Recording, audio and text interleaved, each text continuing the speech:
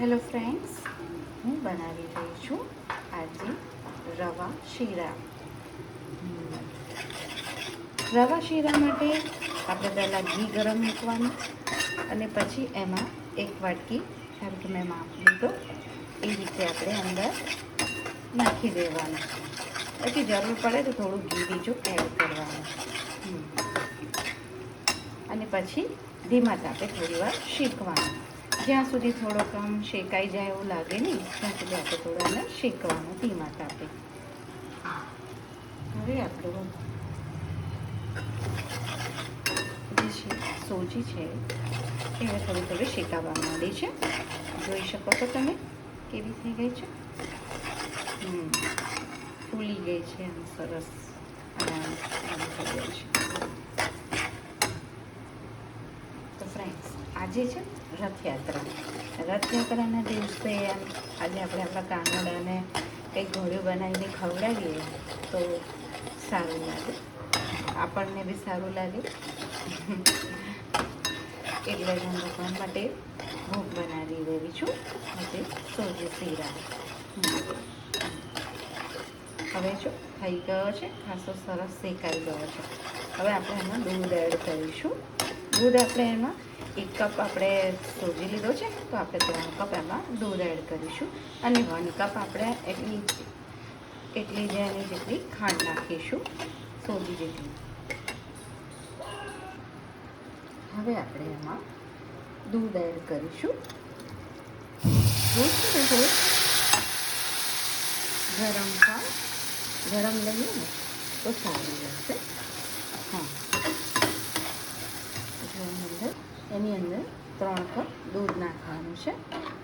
આપણે જેટલી વાડકી આનું સોજીનું માપ લીધું હોય એના કરતાં આપણે 3 ગણું દૂધ લેવાનું છે.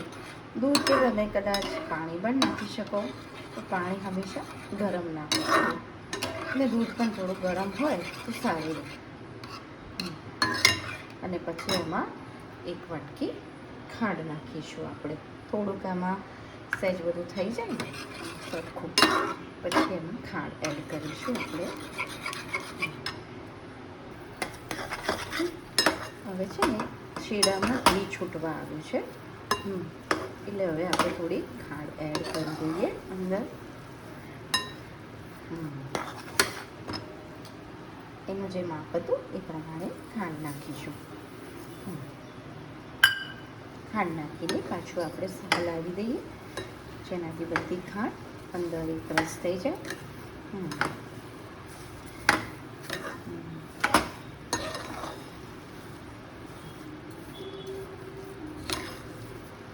દૂધની સાથે સાથે ખાંડ નાખી દઈએ છે ને તો મજા નથી આવતી. એના કરતાં શું છે આપણે થોડું ઘી છૂટે ને પછી નાખીએ ને જલ્દીથી પછી પાછળથી ઘી પણ છૂટી જાય છે.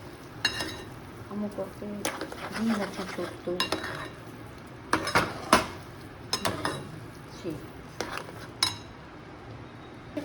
તો તમે જોઈ શકો છો કે આપણો શીરો તૈયાર થઈ ગયો છે.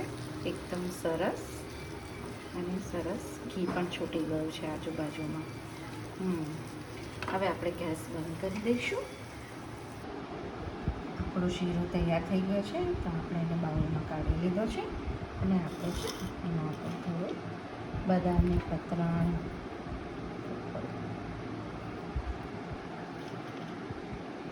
ઉપર ગાર્નિશિંગ કરવા તમે અંદર ઇલાયચી પાવડર નાખી શકાય. તમે મારી ચેનલ પર નવા હો તો તમે મારા ચેનલને સબસ્ક્રાઈબ કરી દેજો અને મારા વિડીયોને લાઈક અને શેર જરૂરથી કરજો. આવજો, ફરી મળીશું આવતા વિડીયોમાં.